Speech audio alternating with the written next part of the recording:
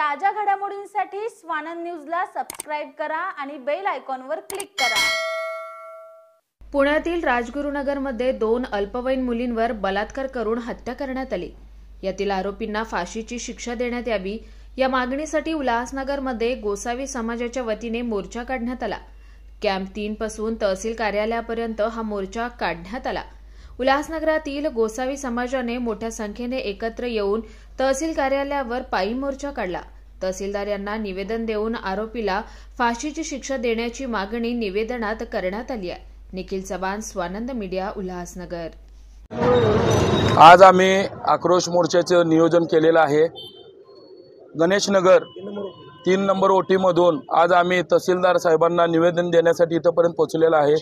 जवळजवळ 3 ते 4 किलोमीटर आमच्या या समाजाच्या माता बहिणी सर्वजण, सर्व बंधू मित्र सर्वजण हे जे घाम दिसते आमचं शेल्ट भिजूस पातूर आम्ही चालत आलेलो आहोत इथं निवेदन देण्यासाठी। याचं कारण एकच आहे, आमच्या गोसावी समाजाच्या 2 चिमुकली मुलींवरती बलात्कार केलं गेलं आणि त्यांचं निर्गुण खून केलं गेलं। याविषयी सरकारनं लवकरात लवकर चांगली चौकशी लावावी व यासाठी CID नेमवावी, CBI नेमवावं। जे काय गृह मंत्रालयामधून जे काय कडक शासन होईल त्यांना त्या पद्धतीने त्यांना जशी शिक्षा त्या पद्धतीने त्यांना शिक्षापर्यंत त्यांना मिळू दे, यासाठी आम्ही निवेदन देण्यासाठी तहसीलदार ऑफिस उल्हासनगर इथं पोहोचलेलो आहोत। राजगुरुनगर येथील घटना झाल्याबद्दल आम्हाला गोसावी समाजाने लई आकाश घाडगे, जयराज घाडगे, उदयबाई घाडगे ह्या लोकांनी बरंच कष्ट आणि गरज मेहनत घेतलेली आहे गोसावी समाजासाठी। आणि आज ठाणे जिल्ह्यामधली गोसावी समाज इथून जमा झालेले व्यक्ती गोसावी समाज हे सगळे जमा झालेले आहेत।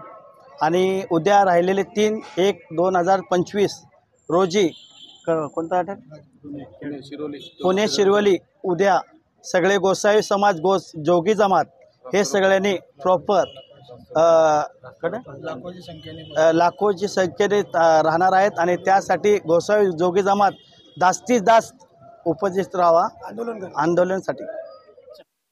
ताज्या घडामोडींसाठी स्वानंद न्यूजला सबस्क्राइब करा आणि बेल आयकॉनवर क्लिक करा।